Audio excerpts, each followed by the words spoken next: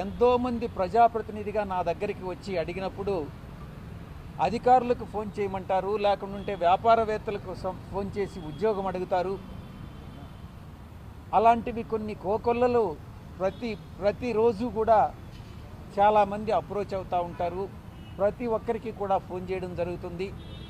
Kakinada seaports విషయంగా KV రావుకి నేను ఎటువంటి ఫోను చెయ్యలేదు, విక్రాంత్ రెడ్డిని పంపిస్తానని నేను చెప్పలేదు అన్నటువంటి విషయం చాలా స్పష్టంగా చెప్పడం జరిగింది.